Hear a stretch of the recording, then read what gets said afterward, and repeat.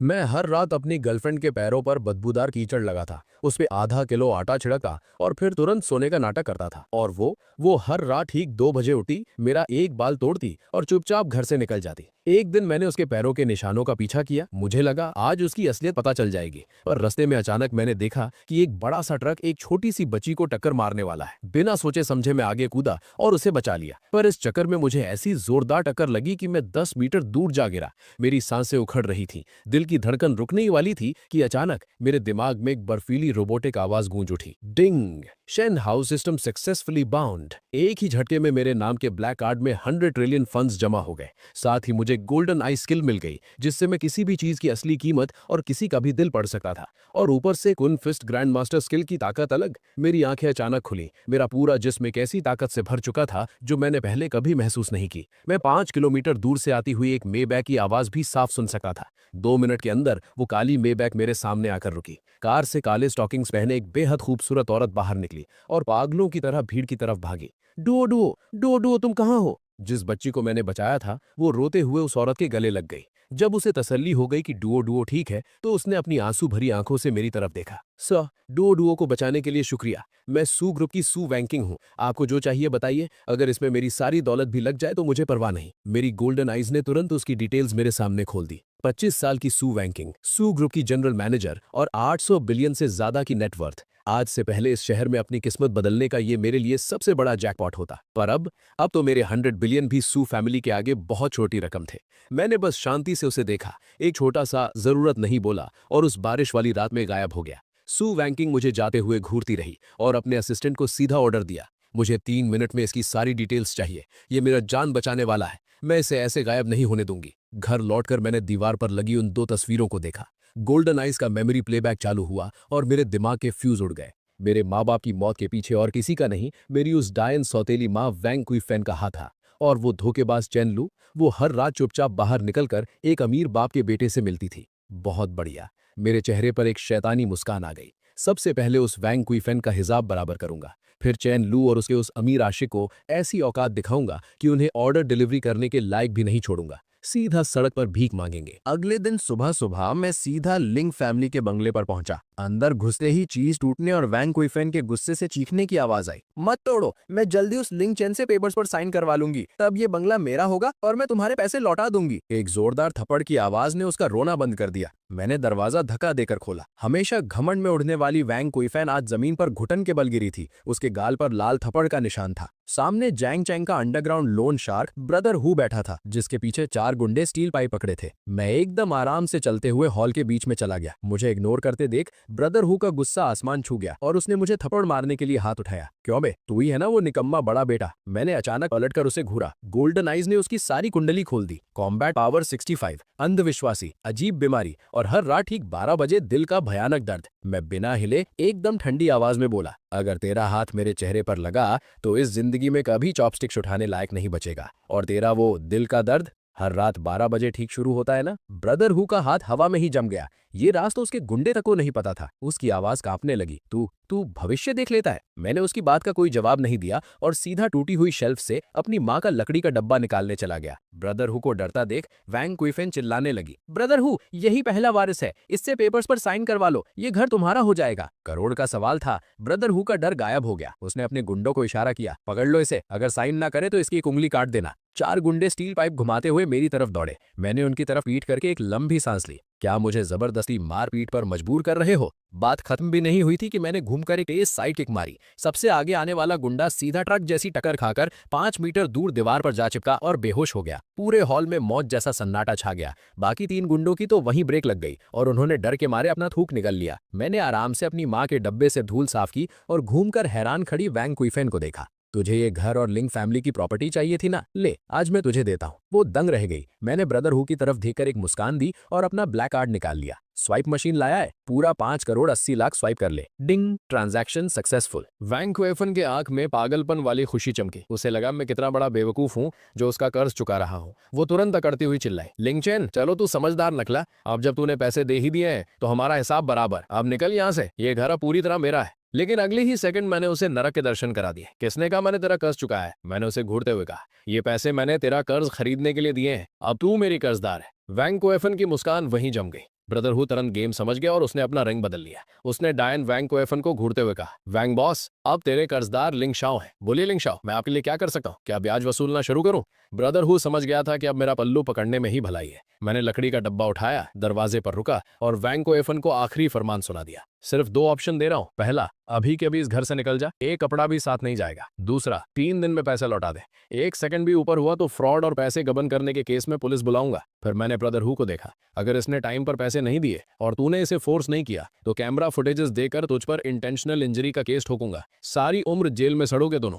बंगले से बाहर निकलते ही पीछे से वैंग कोएफन के रोने और उन गुंडों के तोड़फोड़ की आवाज आने लगी। धूप में खड़े होकर मुझे अंदर से एकदम सुकून मिल रहा था। लेकिन अगले ही सेकंड डिंग, सिस्टम में नया टास्क दिया है। 2 घंटे के अंदर 100 मिलियन खर्च करो। हारने पर रैंडम फिजिकल फंक्शन ब्लॉक, जैसे कि हमेशा के लिए सिर्फ 3 सेकंड्स। मैंने इस घटिया पेनल्टी को देखा और मेरा चेहरा उतर गया। सिस्टम तो सच में बहुत कमीना है। खैर, पैसे उड़ाना दुनिया का सबसे आसान काम है। मैंने सीधा एक टैक्सी पकड़ी और जियांगचैंग के सबसे टॉप क्लास एसकेपी मॉल पहुंचा। जैसे ही मैं गाड़ी से उतरा, एक लाल फरारी जोर से आवाज करती हुई मेरे ठीक सामने रुकी। शीशा नीचे हुआ और वहां वो एक्स गर्लफ्रेंड चेन लू बैठी थी। उसने अपना चश्मा उतारा और एकदम घटिया तरीके से मुझे घूरा। ओ, ये लिंग चैन नहीं है। सुना है घर से निकलने के बाद तू फूड डिलीवरी करता है। यहाँ कैसे आ गया? यहाँ के गार्ड तुझ जैसे भिखारियों को अंदर नहीं आने देते। लिन फैमिली के बैंकरप्ट होते ही इस चेन लू ने मुझे तुरंत लात मार दी थी और एक अमीर बाप के बेटे की गाड़ी में बैठ गई थी। उसे देखकर गुस्सा होने के बजाय मेरी हंसी छूट गई। चलो बढ़िया है, पैसे उड़ाने के टास्क के लिए ऑडियंस की कमी थी, वो भी पूरी हो गई। हाँ, भीख मांगने ही आया हूँ, मुस्कुराते हुए मैंने जवाब दिया। पर आज मैं खाने की भीख नहीं, इस पूरे मॉल को मांगने आया हूँ। तभी कार का दरवाजा खुला और एक आदमी जिसने वर्साचे की शर्ट पहनी थी बाहर निकला। अपनी छोटी छोटी आंखों से मुझे ऊपर से नीचे तक स्कैन करते हुए वो मजाक उड़ाने लगा। लुलू, तो ये है तुम्हारा वो डिलीवरी बॉय एक्स बॉयफ्रेंड। शक्ल से तो ठीक ठाक लग रहा है, पर बेचारा गरीब है। यहाँ मॉल के अंदर एसी की हवा खाने का भी मिनट के हिसाब से चार्ज लगता है।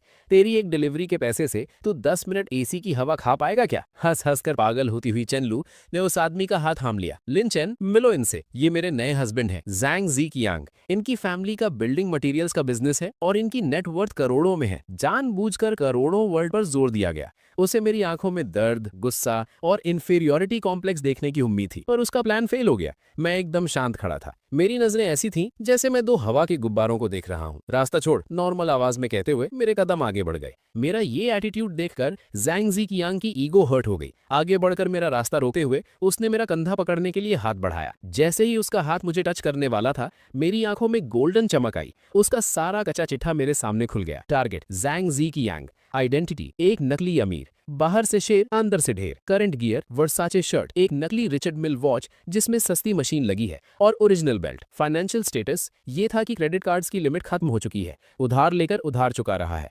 चेनलू को फंसाने के लिए फरारी रेंट पर ली है, जिसका रेंट अभी तक नहीं दिया। ये सब पढ़कर मेरी स्माइल और भी ज्यादा खतरनाक हो गई। उसके पास जाकर आवाज थोड़ी नीचे करते हुए मेरे शब्द निकले ताकि आसपास के लोग सुन सके। बड़े अफसोस की बात है, एक ओरिजिनल रिचर्ड मिल वॉच की लाइंस एकदम रैंडम होती हैं। तेरी वॉच का डिजाइन कुछ ज्यादा ही नीट और क्लीन है और ओरिजिनल वॉच में डेट का नंबर एकदम से आगे बढ़ता है। अभी 1:59 बज रहे हैं। रुको जरा, देखते हैं ठीक 2 बजे तेरी ये वॉच डेट आगे बढ़ा पाती है या नहीं। जैंग जी कियांग का चेहरा अचानक सफेद पड़ गया। ये वॉच सच में सस्ती खरीदी गई थी, सिर्फ चेनलू जैसी गोल्ड डिगर को फंसाने के लिए।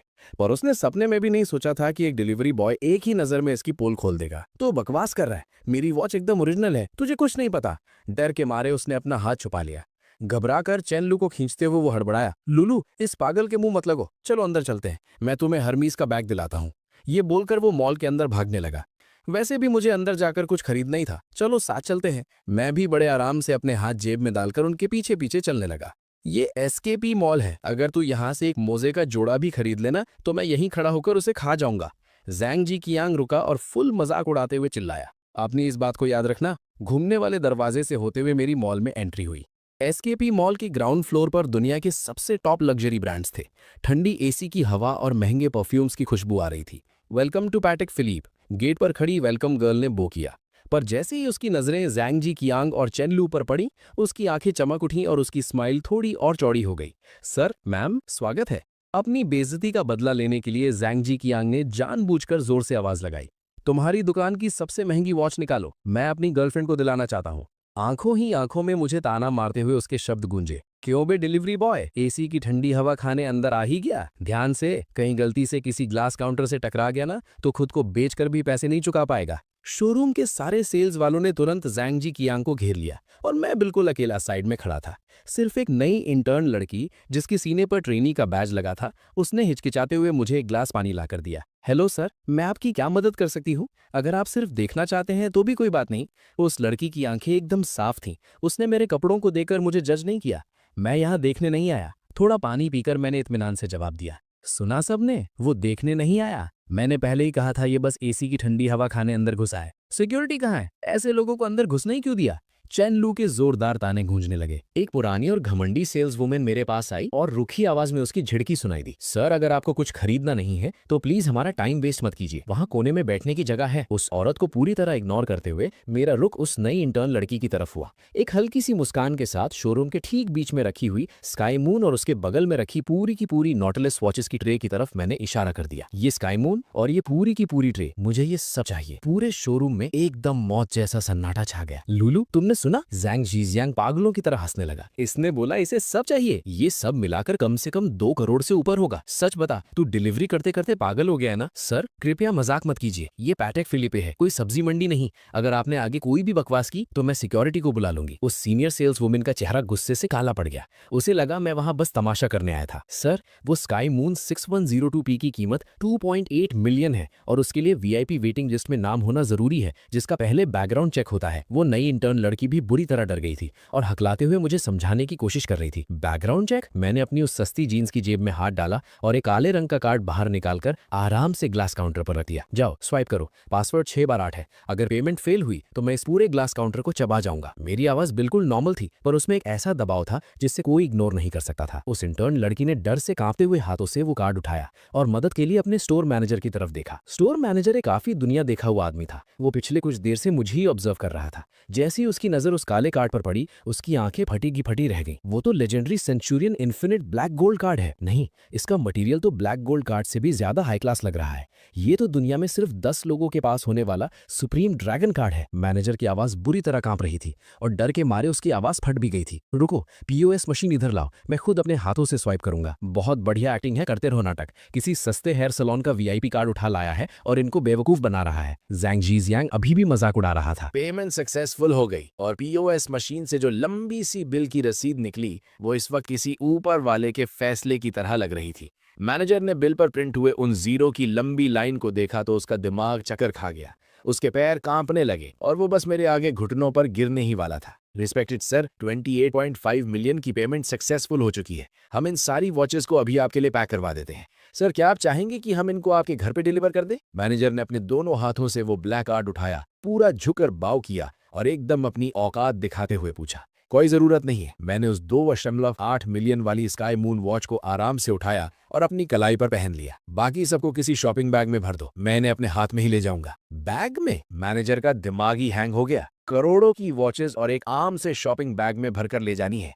जैंग जिंग कियांग और चेन लू की तो जैसे रूह ही निकल चुकी थी। ये कैसे हो सकता है? लिन फैमिली तो बैंकरप्ट हो चुकी थी ना। मुझे तो घर से लात मारकर निकाल दिया गया था। अभी ठीक मेरे सामने मैंने बिना पल के झपकाए करोड़ों उड़ा दिए थे। जैंग जिंग कियांग को लगा जैसे किसी ने उसके मुंह पर चप्पल से जोर का थप्पड़ मारा हो। उसका पूरा चेहरा आग की तरह जल रहा था। अभी थोड़ी देर पहले ही तो वो अपने नकली जूतों का घमंड दिखा रहा था और मैंने पलटकर उसी वक्त करोड़ों की असली वॉचेस ऐसे खरीद ली थी जैसे सब्जी ले रहा हूं और उन्हें कचरे की तरह किसी प्लास्टिक बैग में भरकर ले जाने को कह रहा था। चैन लू तो आंखें फाड़े बस खड़ी थी। वो मेरी कलाई पर चमकती हुई उस शानदार स्काई मून वॉच को देख रही थी और अंदर ही अंदर खून के आंसू रो रही थी। उसका पूरा दिमाग पछतावे से जल रहा था। अगर उसने अभी मेरा मजाक ना उड़ाया होता। लिन चैन? चैन लू की आवाज कांप रही थी। उसने जबरदस्ती अपने चेहरे पर एक बहुत ही प्यारी स्माइल बनाई। उसने झटके से जैंग जिंग कियांग का हाथ छोड़ दिया और मेरी तरफ आई। तो तुम मेरा टेस्ट ले रहे थे ना? सच्ची बताऊं तो मैंने तुम्हें एक पल के लिए भी नहीं भुलाया था। ये जैंग जिंग कियांग तो बस मेरे पीछे पड़ा था। मैं तो इससे बिल्कुल प्यार नहीं करती। मैंने उसकी तरफ घूर कर भी नहीं देखा।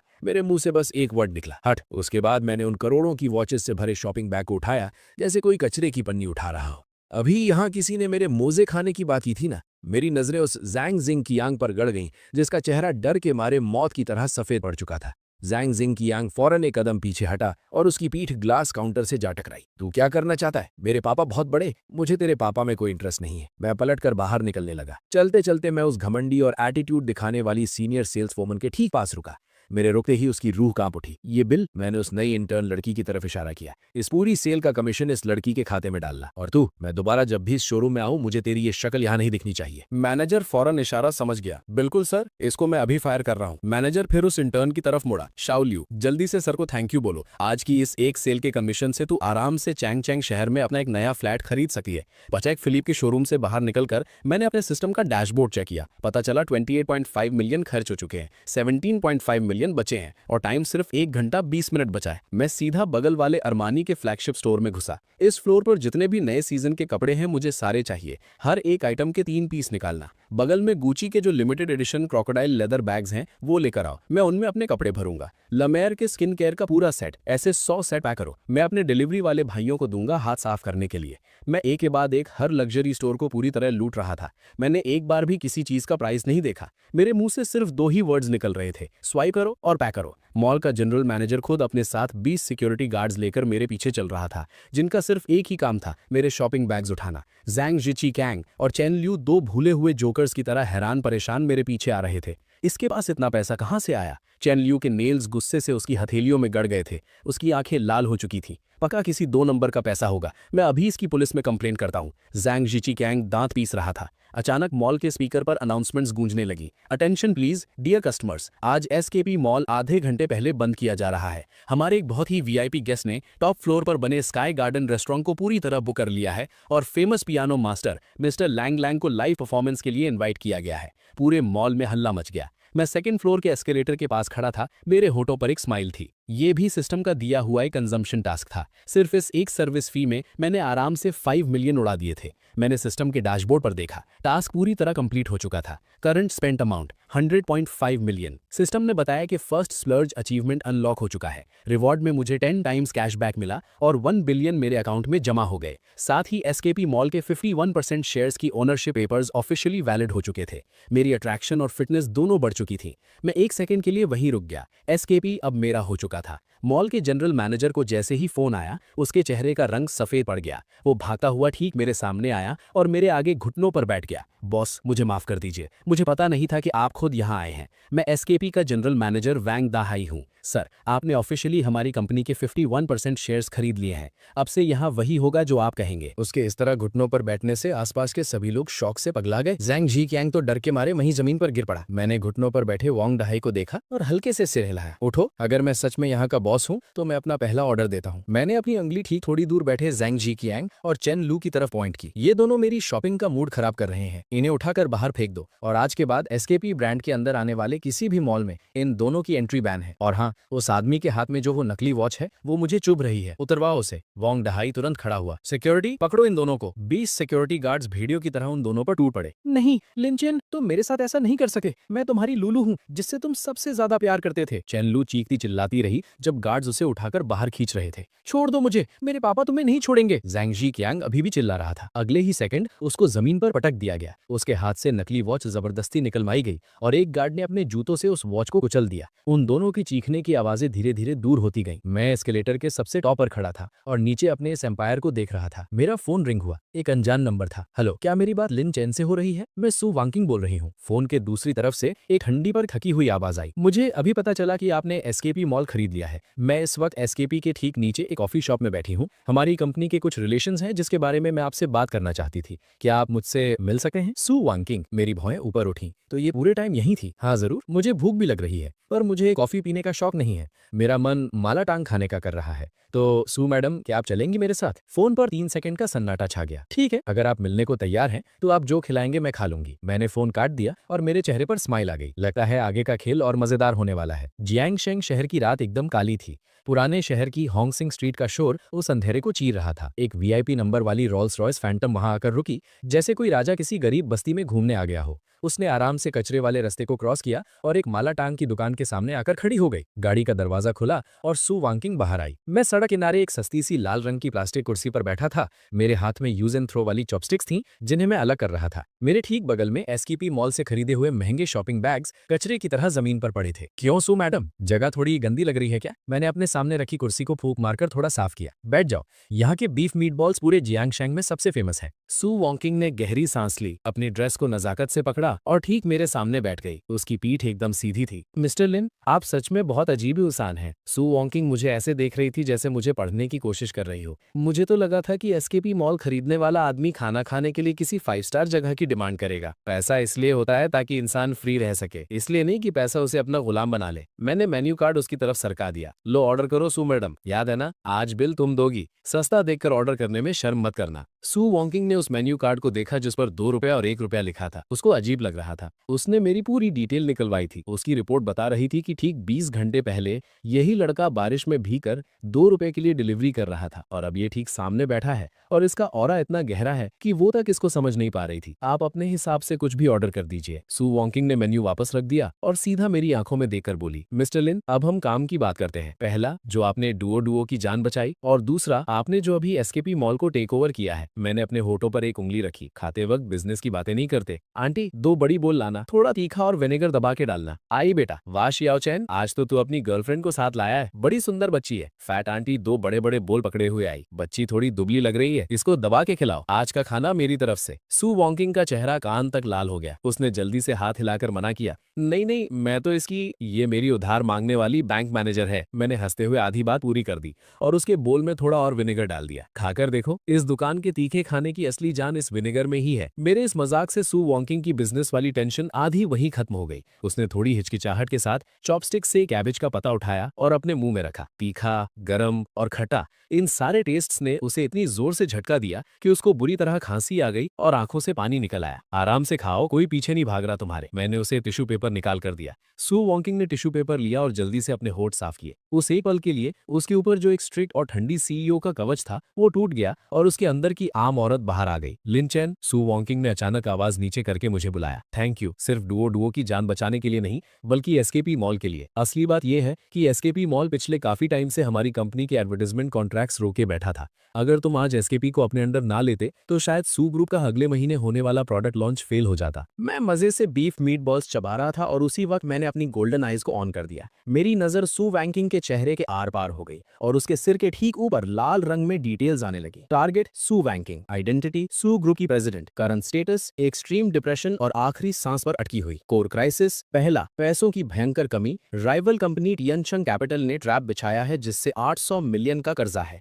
दूसरा, कंपनी के अंदर गद्दार हेड डिजाइनर ली हाउ को खरीद लिया गया है और कल वो सारे सीक्रेट ली करने वाला है। तीसरा, फैमिली के बोर्ड मेंबर्स के साथ बेटिंग कॉन्ट्रैक्ट साइन किया हुआ है। अगर इस क्वार्टर प्रॉफिट नहीं हुआ तो उसे सीईओ की कुर्सी से उतारकर टियनशंग कैपिटल के बेटे से शादी करवा दी जाएगी। टाइम लेफ्ट 12 घंटे। मेरी चबाने की स्पीड अचानक रुक गई।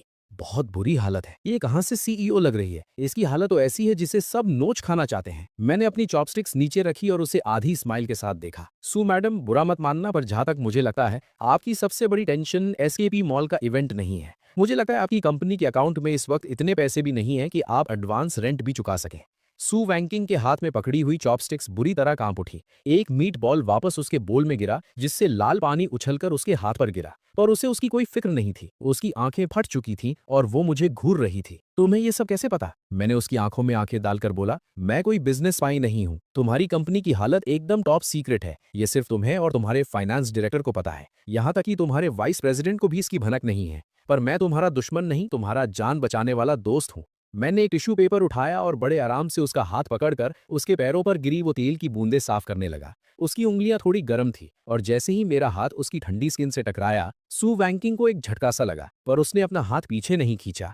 मुझे सिर्फ ये नहीं पता कि तुम्हारे पास पैसे खत्म हो चुके हैं। मेरी नजर अचानक एकदम तीखी हो गई। मुझे ये भी पता है कि तुम्हारी ये हालत इसलिए हुई है क्योंकि तुम्हारे अपने ही लोग गद्दार निकल गए हैं। ये सुनते ही सू वैंकिंग का चेहरा एकदम सफेद पड़ गया। ठीक उसी वक्त उसका फोन पागलों की तरह बजने लगा। स्क्रीन पर डिजाइन डायरेक्टर ली हाउ का नाम चमक रहा था। मैंने उसे इशारा किया कि वो बात कर सकती है। उसने फोन उठाया। हाँ ली डायरेक्टर, कल के बिडिंग पेपर्स तैयार है ना? फोन के दूसरी तरफ से एक बहुत ही परेशान और नकली रोने वाली आवाज आई। सू मैडम, बहुत बड़ा अनर्थ हो गया। हमारे सर्वर्स पर अभी अभी हैकर्स ने अटैक कर दिया है। ओएसएस प्रोजेक्ट के सारे ओरिजिनल डिजाइन्स और सारा डेटा पूरी तरह खत्म हो चुका है। बैकअप हार्ड ड्राइव भी खराब हो गई है। क्या? सू वैंकिंग झटके से खड़ी हो गई, इतनी तेजी में कि पीछे रखी वो सस्ती प्लास्टिक की कुर्सी ही पलट गई। ये कैसे हो सकता है? हमारा फायरवॉल तो दुनिया का सबसे टॉप लेवल का है और बैकअप ड्राइव तो तुम्हारे लॉकर में थी, वो कैसे खराब हो सकती है? मुझे मुझे कुछ समझ नहीं आ रहा मैम। कल सुबह 9 बजे बिडिंग है और अब नए सिरे से काम करना नामुमकिन है। टियानशन कैपिटल वालों ने शायद पहले से ही अपना प्लान तैयार रखा है। हम अब पूरी तरह बर्बाद हो जाएंगे। सू वैंकिंग के हाथ से फोन छूटकर जमीन पर गिर गया। वो एकदम टूट चुकी थी। वो वापस बैठने की कोशिश करने लगी, पर कुर्सी पहले ही पलट चुकी थी। जैसे ही वो उस गंदी जमीन पर गिरने वाली थी, मैंने एक हाथ से उसे थाम लिया और दूसरे हाथ से बड़े आराम से उसका फोन उठाया। मैंने फोन काटने के बजाय उस गद्दार ली हाउ से कहा, एक्टिंग बहुत बढ़िया थी तेरी, ऑस्कर मिलना चाहिए तुझे। फोन के दूसरी तरफ सन्नाटा छा गया। तू कौन है? मैम कहाँ है? मैं कौन हूं ये जरूरी नहीं है, मैंने ठंडी हंसी हंसते हुए कहा। जरूरी ये है कि ली हाउ, तू अभी से ये दुआ करना शुरू कर दे कि टियानशिंग कैपिटल वालों ने जो तुझे 20 मिलियन रुपए दिए हैं, उससे तू अपने लिए एक अच्छी सी व्हीलचेयर खरीद सके। मैंने फोन कट किया और टेबल पर पटक दिया। सू वैंकिंग मेरे सीने से लगी कांप रही थी। उसकी आंखें एकदम खाली थी। सब खत्म हो गया। वो हमारा आखिरी मौका था। बिना डिजाइन के कल हम पर केस हो जाएगा और मुझे 300 मिलियन का हर्जाना भरना पड़ेगा। सू फैमिली वाले मुझे कच्चा चबा जाएंगे। इस वक्त वो कोई बड़ी सीईओ नहीं लग रही थी, बस एक एकदम लाचार और अकेली औरत थी। इतना क्यों डर रही हो? मेरी आवाज उस भीड़ भाड़ वाली मार्केट में एकदम साफ और मजबूत गूंजी। मैंने उसे सीधा खड़ा किया और उसके कंधे पकड़कर बोला, डिजाइन खत्म हुआ है तो दोबारा बन जाएगा, पैसा गया है तो दोबारा कमा लेंगे। जब तक इंसान जिंदा है खेल खत्म नहीं होता। दोबारा? पर अब टाइम कहाँ है? सू वैंकिंग की आंखों में आंसू आ गए। सिर्फ 10 घंटे बचे हैं। उस डिजाइन पर 30 डिजाइनर्स ने 3 महीने तक दिन रात मेहनत की थी। किसने कहा टाइम नहीं है? मैंने अपने शॉपिंग बैग्स उठाए और मेरी आंखों में एक शैतानी चमक आई। चलो। कहाँ? वो एकदम ब्लैंक थी। तुम्हारी कंपनी। मेरे होंठों पर एक एरोगेंट वाली स्माइल आई। अगर उस ली हाउ ने कहा है कि डेटा खत्म हो गया है, तो मैं आज उसे दिखाऊंगा कि असली चमत्कार किसे कहते हैं। और हाँ, आज रात हम गद्दारों को ढूंढने का खेल भी खेलेंगे। आधे घंटे बाद हम सू ग्रुप के ऑफिस पहुंच गए। पूरी बिल्डिंग में लाइट्स जली हुई थी और डिजाइन डिपार्टमेंट में भयंकर हल्ला मचा हुआ था। डिजाइनर्स पागलों की तरह अपने कंप्यूटर की ब्लैक स्क्रीन्स को देखकर रो रहे थे। ली हाउ डिपार्टमेंट के बीच में खड़ा होकर झूठ मूठ के टेक्निकल टीम को ऑर्डर्स दे रहा था, पर उसकी नजरें बार बार वॉच पर जा रही थी और उसके चेहरे पर एक जीतने वाली स्माइल छिपी थी। जैसे ही हम अंदर घुसे, सब चिल्लाने लगे कि सू मैडम आ गई हैं। ली हाउ ने तुरंत अपना रोने वाला चेहरा बनाया और आगे बढ़ा। सू मैम, मुझे माफ कर दीजिए, मैंने बहुत कोशिश की। पर उसने जैसा सोचा था, सू वैंकिंग वैसी टूटी चुकी सीईओ नहीं थी। वो एकदम टशन में अंदर आई। भले ही उसकी आंखें थोड़ी लाल थीं, पर उसका ऑरा पहले से भी ज्यादा खतरनाक था। और उसके ठीक बगल में मैं खड़ा था, एक हाथ में अरबों की शॉपिंग के बैग्स और दूसरे में आधा खाया हुआ मालाटांग का डब्बा। ये कौन है? ली हाउ मुझे देखकर चौंक गया। मैं डिलीवरी बॉय हूँ। मैंने वो मालाटांग का डब्बा टेबल पर पटका और सीधा उसके पास गया। मेरी नजरें उसके अंदर तक झांक रही थी, जिससे उसकी हालत खराब होने लगी। सू मैम, इस वक्त आप बाहर वाले को अंदर क्यों लाई हैं? मैं उसके सामने खड़ा हुआ और हंसने लगा। लीड डायरेक्टर, तेरी एक्टिंग सच में थोड़ी ज्यादा ओवर हो रही है। मैंने उन बंद कंप्यूटर्स की तरफ इशारा किया। तू कह रहा है कि हैकर्स ने अटैक किया और सारा डेटा उड़ गया? हाँ, और टेक्निकल टीम कोशिश कर रही है। ली हाउ ने किसी तरह अपनी आवाज संभाली। अच्छा। मैं सीधा मेन सर्वर कंप्यूटर के पास गया और मेरे हाथ बिजली की स्पीड से कीबोर्ड पर चलने लगे। मैंने सिस्टम की God level hacking skill activate की और लोकल नेटवर्क में घुस गया। स्क्रीन पर जो कोड चल रहा था वो इतना तेज था कि वहां खड़े टेक्निकल हेड का दिमाग चक्कर खा गया। ये क्या स्पीड है? ये तो रिवर्स ट्रेसिंग प्रोग्राम लिख रहा है। 1 मिनट भी नहीं लगा और मैंने एंटर बटन दबा दिया। जो स्क्रीन काली थी वो अचानक चमक उठी, पर वहां डिजाइन नहीं बल्कि एक चैट मैसेज खुल गया। बॉस, काम हो गया है, डेटा डिलीट कर दिया है और सू बैंकिंग का पूरी तरह बर्बाद है। पूरे ऑफिस में मौत जैसा सन्नाटा छा गया। सारे डिजाइनर्स की नजरें किसी तलवार की तरह ली हाउ पर जा टिकी। उसका चेहरा कलेजी जैसा काला पड़ गया और वो थर थर कांपने लगा। ये सब झूठ है। ये डिलीवरी बॉय मुझे फंसा रहा है। सू बैंकिंग का दिल दुख रहा था, पर उसने तुरंत सिक्योरिटी को बुलाकर उसे धक्के मारकर बाहर निकलवाया और पुलिस को कॉल कर दिया। जिन सिक्योरिटी गार्ड्स के सब्र का बांध कब का टूट चुका था, वो भागते हुए आगे आए और उन्होंने सीधा ली हाउ को जमीन पर पटककर दबा लिया। सू वॉन्किंग, तेरी हिम्मत कैसे हुई मुझे पकड़ने की? मेरी डिजाइन टीम के बिना कल तू वैसे भी खत्म है। मैं भी देखता हूं तू इस गेम को कैसे पलटती है।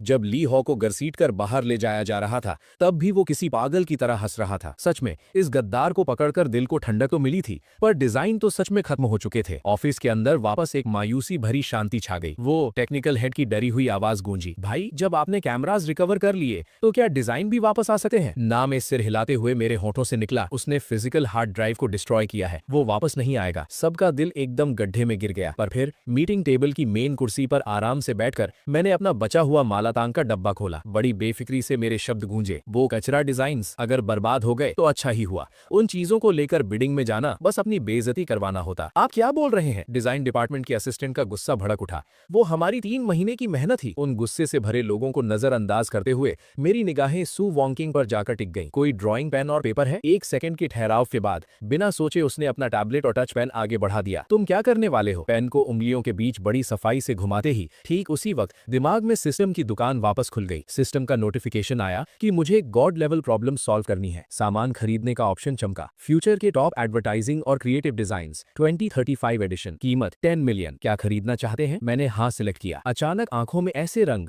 लाइंस और स्ट्रक्चर्स भर गए जो इस जमाने से बहुत आगे के थे। वो फ्यूचर से आने वाला एक भयंकर विजुअल शॉक था। सिर झुकाकर पेन को स्क्रीन पर टिका दिया गया। क्योंकि तुम लोगों को लगता है कि वो तुम्हारी असली मेहनत थी, तो आज रात मैं तुम सबको सिखाऊंगा कि असली आर्ट किसे कहते हैं। अगले 1 घंटे में सू ग्रुप के डिजाइन डिपार्टमेंट में खड़े हर एक इंसान का दिमाग और उनकी सोच पूरी तरह हिल चुकी थी। वो आदमी जिसे वो लोग एक डिलीवरी बॉय समझ रहे थे, वो किसी जिंदा 3D प्रिंटर की तरह काम कर रहा था। मेरे हाथ इतनी तेज चल रहे थे कि सिर्फ परछाई दिख रही थी। एक के बाद एक एकदम परफेक्ट और दिमाग हिला देने वाले कॉन्सेप्ट डिजाइन्स स्क्रीन पर बन रहे थे। उनकी लाइटिंग, उनका 3D एंगल, उनके रंग, ये सब कुछ आज के डिजाइन रूल्स को पूरी तरह तोड़ रहा था, पर फिर भी इतना खूबसूरत था कि सांस अटक जाए। ये साइबर पंक और फ्यूचर फैशन का एकदम परफेक्ट मिक्स है। ये लाइटिंग का ढंग, बाप रे भगवान, ये किसी भगवान का काम है। जो असिस्टेंट थोड़ी देर पहले मुझ पर भड़क रहा था, वो अब मेरे बगल में घुटनों पर बैठकर मुझे पानी पिला रहा था। सबसे आखिरी और मेन पोस्टर पूरा होते ही पेन छोड़कर मैंने अपनी कलाई दबाई। स्क्रीन पर एक पोस्टर था जिसका नाम था पुनर्जन्म, रीबर्थ। ड्राइंग में एक टूटे फूटे कचरे के ढेर के ऊपर एक मैकेनिक गुलाब भयंकर बारिश में खिल रहा था। उसका मतलब और उसकी फीलिंग एकदम मेरी जिंदगी जैसी थी, और वो उस हारी हुई सू वॉन्किंग की हालत जैसी भी थी। सू वॉन्किंग उस ड्राइंग को देखती रही और उसकी आंखों से बिना आवाज के आंसू गिरने लगे। लिन चैन पलटकर उसकी नजरें उस आदमी पर पड़ी जो सिर झुकाकर अपना ठंडा हो चुका मालातांग खा रहा था। इस वक्त उसके दिल के अंदर की सारी रुकावट पूरी तरह टूट चुकी थी। अभी से इमोशनल होने की जरूरत नहीं है। एक मीट बॉल निगलते हुए मैंने सिर उठाया। आंखों में एक शिकारी जैसा खतरनाक जज्बा था। मेरा पेट भर गया है, अब जाल खींचने का वक्त आ गया है। कल सुबह की बिडिंग में मैं उस टाइंगशैंग कैपिटल की ऐसी हालत करूंगा कि उन्होंने जो भी खाया है वो सब ब्याज के साथ उनके मुंह से बाहर निकलवाऊंगा। कुर्सी छोड़कर मेरे कदम बड़ी खिड़की के पास गए, जहां से पूरे जियांगचेंग शहर की रात दिख रही थी। सू मैडम, क्या तुम मेरे साथ एक बड़ा खेल खेलने की हिम्मत रखती हो? सू वॉन्किंग मेरे बगल में आकर खड़ी हो गई। हम दोनों एक साथ खड़े थे। उसकी आंखों में अब कोई डर या कंफ्यूजन नहीं था, बस एक पक्की उम्मीद की चमक थी। क्यों नहीं, अगर हार भी गए तो मैं तुम्हारे साथ डिलीवरी करने चलूंगी। मेरी हंसी छूट गई। डिलीवरी करना? वो तो नहीं हो पाएगा। अपना सिर उसकी तरफ घुमाकर उसके कान के बिल्कुल पास जाकर हल्की आवाज में मेरे लफ्ज गूंजे, क्योंकि मेरी गाड़ी की आगे वाली सीट पर सिर्फ बॉस की पत्नी ही बैठ सकती है। जियांगचेंग इंटरनेशनल एग्जीबिशन सेंटर। सुबह की धूप उसके बड़े से ग्लास वाले गोल छत पर पड़ रही थी और एक एकदम ठंडी और कड़क रोशनी फैल रही थी। आज जियांगचेंग के नए इलाके का सबसे बड़ा project future city commercial complex की आखिरी बिडिंग थी। ये अरबों रुपए का एक बहुत बड़ा और कीमती प्रोजेक्ट था। इस पर डिपेंड करता था कि अगले 10 साल तक जियांगचेंग का बिजनेस किंग कौन बनेगा। पार्किंग लॉट में करोड़ों की महंगी गाड़ियों की लाइन लगी थी। एक एकदम भड़कीली नियॉन ग्रीन लैम्बोर्गिनी जोर से इंजन की आवाज करते हुए वहां आई और किसी दादा की तरह वीआईपी पार्किंग में घुस गई। यहां तक कि उसने लाइन भी क्रॉस कर दी थी। गाड़ी का दरवाजा ऊपर की तरफ खुला और एक सफेद सूट पहना हुआ, जिसके बालों में चमकता हुआ तेल लगा था, एक जवान लड़का बाहर निकला। ये झाओ यूतियान था, तियानशेंग कैपिटल का वारिस, और यही वो असली शैतान था जिसने सू ग्रुप को पूरी तरह खत्म करने का जाल बिछाया था। उसके ठीक पीछे चेहरे पर कुत्ते जैसी चमचागिरी वाली स्माइल लिए ली हाओ चल रहा था। ये सू ग्रुप का वही पुराना डिजाइन डायरेक्टर था जिसे कल रात ही जेल से बेल मिली थी। झाओ बॉस, आप बेफिक्र रहिए, सू वॉन्किंग अब पूरी तरह बर्बाद हो चुकी है। ली हाओ की आंखों के नीचे काले गड्ढे थे और उसके चेहरे की सूजन अभी उतरी नहीं थी, पर उसकी आंखों में एक अजीब सा पागलपन था। मैंने अपने हाथों से वो सारा डेटा डिलीट किया था और हार्ड ड्राइव को भी मशीन से पूरी तरह तोड़ दिया है। जब तक भगवान खुद जमीन पर आकर उसकी मदद ना करे, आज वो यहाँ सिर्फ एक खाली पेपर लेकर अपनी बेइज्जती करवाने आएगी। झाओ यूतियान ने अपनी टाई ठीक की और उसके होठों पर एक बहुत ही घटिया और शैतानी स्माइल आई। बहुत बढ़िया काम किया। एक बार सू फैमिली बैंकरप्ट हो जाए, उसके बाद वो घमंडी सू वॉन्किंग मेरे ही इशारों पर नाचेगी। वो लोग बात कर ही रहे थे कि तभी एक काली ऑडी A6 आराम से वहां आकर रुकी। ये सू वॉन्किंग की गाड़ी थी। आसपास खड़ी उन महंगी और तेज सुपर कार्स के आगे ये गाड़ी बहुत ही आम और नॉर्मल लग रही थी। बल्कि सच कहूं तो थोड़ी सस्ती लग रही थी। जाओ युतियान ने सीटी मारी और लीहाओ के साथ चौड़ में आकर गाड़ी के दरवाजे के सामने रास्ता रोकर खड़ा हो गया। ओहो, तो ये है हमारी खूबसूरत सू वैनकिंग मैडम। गाड़ी का दरवाजा खुला और सू वैनकिंग बाहर आई। रात भर के टेंशन और फिर एक नए आत्मविश्वास के बाद आज उसकी हालत एकदम बेहतरीन लग रही थी। उसने एक बहुत ही शार्प और फिटिंग वाला डार्क ब्लू बिजनेस सूट पहना था जो उसकी लंबी और परफेक्ट फिगर को और भी शानदार दिखा रहा था। उसकी खूबसूरत आंख में कल वाली घबराहट पूरी तरह गायब थी। उसकी जगह एक ऐसी गहरी शांत और टशन था जैसे कोई हिला नहीं सका था। और उसके पीछे ड्राइविंग सीट से एक जवान लड़का बाहर निकला। ये लिन चेन था। उसने आज सू वैनकिंग को मैच करने के लिए स्पेशली एक डार्क ग्रे कलर का बिजनेस कैजुअल सूट पहना था। कोई टाई नहीं लगाई थी, पर फिर भी उसके अंदर से एक ऐसी हाई क्लास और बॉसी वाइब आ रही थी जो एकदम नेचुरल लग रही थी। उसके हाथ में एक सिल्वर रंग का मेटल ब्रीफकेस था जिसमें वो दिमाग हिला देने वाला मास्टरपीस डिजाइन रखा था। जाओ मास्टर, अड़े कुत्ते रास्ता नहीं रोकते, सू वैनकिंग ने एकदम ठंडी आवाज में कहा। उसने जाओ युतियान की तरफ एक नजर घूर कर भी नहीं देखा। जाओ युतियान की बोलती बंद हो गई और उसका चेहरा गुस्से से काला पड़ गया। सू वैनकिंग, मौत सामने खड़ी है और तेरी जबान अभी भी इतनी लंबी है। सुना है कल रात तुम्हारा डिजाइन डिपार्टमेंट रो रो कर पागल हो गया था, तुम्हारे सर्वर्स तक जल गए। तो क्या आज यहाँ इसलिए आई हो ताकि डायरेक्ट हार मान सको और फिर मेरे पैर में गिरकर भीख मांगो कि मैं तुम्हारी कंपनी खरीद लूं? उसने अपनी भूखी और गंदी नजर से सू वैनकिंग की बॉडी को घूरा और आवाज नीचे करके बोला, वैसे अगर तुम आज रात मेरे कमरे में आ जाओ तो मैं कंपनी खरीदने का रेट 10% बढ़ा दूंगा। सू वैनकिंग की आंख एकदम बर्फ की तरह ठंडी हो गई। उससे पहले कि वो कुछ बोलती, अचानक एक हाथ आगे आया और जाओ युतियान के चेहरे के सामने ऐसे हिला जैसे कोई मक्खी उड़ा रहा हो। ओए वहां खड़े हुए इंसान, अपने मुंह की बदबू थोड़ी कंट्रोल कर, मेरी मालकन को इससे प्रॉब्लम हो रही है। लिन चेन सू वैनकिंग के ठीक सामने आकर खड़ा हो गया। उसका एक हाथ जेब में था और उसकी आंख में एक मजाकिया टशन था। तू कौन है बे? जाओ युतियान गुस्से से पागल हो गया। उसने लिन चैन की नाक पर उंगली दिखाई। तेरी औकात है यहाँ बोलने की? एक मामूली सा ड्राइवर। ली हाओ ने तुरंत बगल से आग लगाई। जाओ बॉस, ये वही कल रात वाला डिलीवरी बॉय है। इसी के मनहूस जुबान की वजह से हमारा काम बिगड़ गया था। ओ डिलीवरी बॉय। जाओ युतियान जोर से हंसने लगा। वो हंस हंस कर आगे पीछे झूल रहा था। सू वैनकिंग, तू पागल हो गई है क्या? 1 अरब रुपए के प्रोजेक्ट की बिडिंग में तू एक डिलीवरी बॉय को ले आई है? क्यों? क्या तू जजेस को माला टांग खिलाकर रिश्वत देने आई है? आसपास से गुजर रहे दूसरी कंपनीज के लोग भी ये सुनकर दबे मुंह हंसने लगे। लिन चैन को बिल्कुल गुस्सा नहीं आया। उसने अपनी गोल्डन आईज ऑन की। टारगेट जाओ Yutian, status extreme over confident, kidney weak, items with him, bidding की बेस प्राइस वाली फाइल जो अंदर की जेब में छिपी है और एक नीली दवाई की बोतल। की इंफॉर्मेशन, इसने जजेस के पैनल को खरीद लिया है। मेन जज प्रोफेसर जैंग बिक चुका है। उनका सीक्रेट कोड है बॉडी एक्सचेंज। पैसे ट्रांसफर करने की सारी डिटेल इसके एन्क्रिप्टेड फोन में सेव है। लिन चैन के होठ पर एक हल्की सी मुस्कान आई। जजेस को खरीदना, मजा आएगा।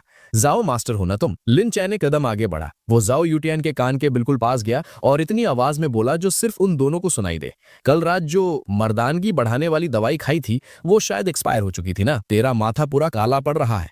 मुझे लग रहा है आज तेरा भयंकर खून बहने वाला है। और सुन, प्रोफेसर जैंग जैसे बूढ़े प्रोफेसर की भूख बहुत बड़ी होती है। तूने जो उसे थोड़ी सी रिश्वत दी है, ध्यान रखना उससे उस भेड़िए का पेट नहीं भरेगा। जाओ युतियान की स्माइल उसके चेहरे पर ही जम गई।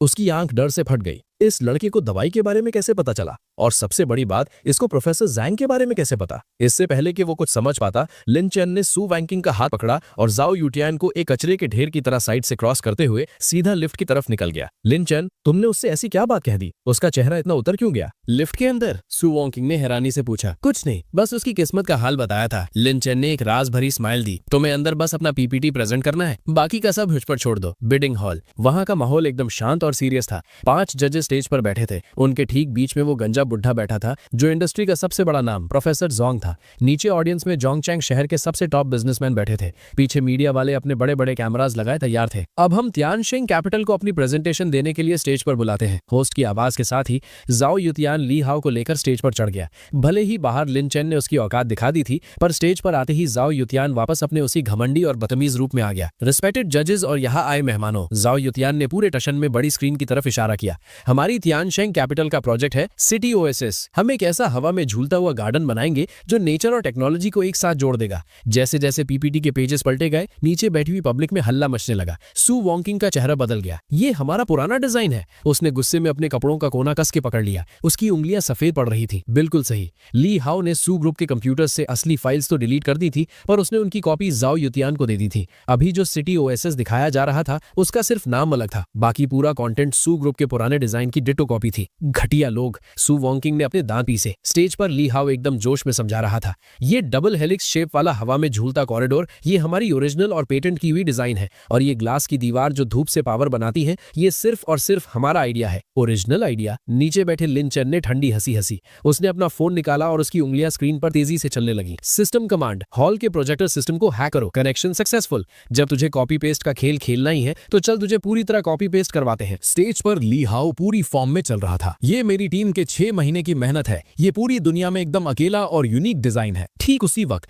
बड़ी स्क्रीन अचानक झपकी और 2 हिस्सों में बट गई। लेफ्ट साइड पर उनका सिटी ओएसिस का प्रेजेंटेशन चल रहा था और राइट साइड पर सू ग्रुप की 3 महीने पुरानी ऑफिस मीटिंग के वीडियो चलने लगी। वीडियो पर एकदम साफ डेट और टाइम लिखा हुआ था और वीडियो के अंदर सू ग्रुप की डिजाइन टीम ठीक वही ड्राइंग पर मीटिंग कर रही थी। पूरे हॉल में 1 सेकंड के लिए सन्नाटा छा गया और फिर अचानक हंगामा शुरू हो गया।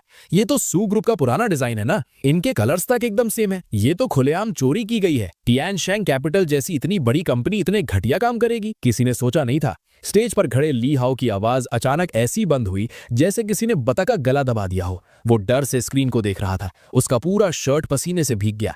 ये क्या हो रहा है? स्क्रीन किसने बदली? बंद करो इसे, जल्द बंद करो। जाओ यूटियन गुस्से और डर से पागल होकर कंट्रोल रूम की तरफ भागा। आईटी वाले, तू क्या कर रहा है बे? आज मैं तेरी जान ले लूंगा। वहां बैठा आईटी वाला बेचारा रोने वाली शक्ल बनाकर बोला, बॉस मैंने कुछ नहीं किया, कंप्यूटर अपने आप चल रहा है, लगता है वायरस आ गया है। इससे पहले कि वो लोग भाग दौड़ करके सिस्टम की केबल निकालते, बड़ी स्क्रीन पर अचानक खून जैसे लाल रंग में कुछ शब्द लिखकर आए। चोर की कब्र पर लिखा संदेश, ओरिजिनलिटी मर चुकी है क्योंकि तुम्हारी औकात सिर्फ कचरा उठाने की है। उसके तुरंत बाद स्क्रीन काली हो गई और फिर सब कुछ नॉर्मल हो गया। लिन चैन नीचे आराम से बैठा था। अपने इस काम को छुपाते हुए उसने आराम से अपना फोन जेब में डाला और सू वैंकिंग की दी हुई एक मिंट कैंडी निकालकर चबाने लगा। ये ब्रॉडकास्ट फेल हो गया? सू वैंकिंग उस स्क्रीन को हैरानी से देखती रह गई। उसके सीने में दबा हुआ सारा गुस्सा एकदम गायब हो गया। इसको कहते हैं माहौल बनाना, लिन चैन ने कैंडी को चबाते हुए कहा। देखो उस प्रोफेसर जैंग को, उसका चेहरा हरा पड़ चुका है। एकदम सही। पैनल में बैठा प्रोफेसर जैंग ऐसे कांप रहा था जैसे कांटे पर बैठा हो। उसने पैसे खाए थे और तियानशैंग कैपिटल को सबसे ज्यादा मार्क्स देने वाला था, पर अब चोरी का प्रूफ पूरी तरह सैकड़े लोग के सामने खुल चुका था। अगर अब वो तियानशैंग का साथ देता तो कल सुबह तक उसकी सारी इज्जत कचड़े में मिल जाती। प्रोफेसर जैंग ने जबरदस्ती अपनी हिम्मत जुटाई और माइक उठाया। टियानशिंग कैपिटल के प्रोजेक्ट पर बहुत बड़े सवाल उठ रहे हैं, इसलिए इनका फैसला होल्ड पर रखा जाता है। अगला नंबर सू ग्रुप। जाओ यूटियान किसी हारे हुए कुत्ते की तरह स्टेज से नीचे उतरा। जब वो लिंचन के पास से गुजरा तो उसकी नजर किसी जहरीले सांप जैसी थी। लौंडे, ये सारा खेल तूने खेला है ना, तू वेट कर, एक बार इस गेट के बाहर निकल, सड़क पर तेरी लाश ना बिछा दूं तो मेरा नाम बदल देना। लिंचन ने सर उठाकर देखा तक नहीं। क्या ऐसे भीख मांगते हैं किसी से? अपने पास एक्स्ट्रा टिश्यू पेपर रख लेना, कहीं तू रोता हुआ बहुत बुरा ना लगे। सू वैंकिंग ने एक गहरी सांस ली और खड़ी हो गई। इस वक्त पूरे हॉल की नजर उसी पर थी। कुछ लोगों को हमदर्दी थी, कुछ मजा ले रहे थे और कुछ को शक था। आखिर अभी जो चोरी का तमाशा हुआ था उसके बाद सब ये देखने को पागल थे कि अब सू ग्रुप नया क्या दिखाने वाला है। सू वैंकिंग स्टेज पर चढ़ी। उसके हाथ में कोई पेन ड्राइव नहीं थी, ना ही कोई पेपर था। वो बस आराम से स्टेज के ठीक बीच में जाकर खड़ी हो गई। लाइट उसके ऊपर पड़ रही थी। वो ऐसी लग रही थी जैसे कोई रानी अपना ताज पहनने वाली हो। सभी मेहमान। सू वैंकिंग की आवाज एकदम ठंडी पर मजबूत थी।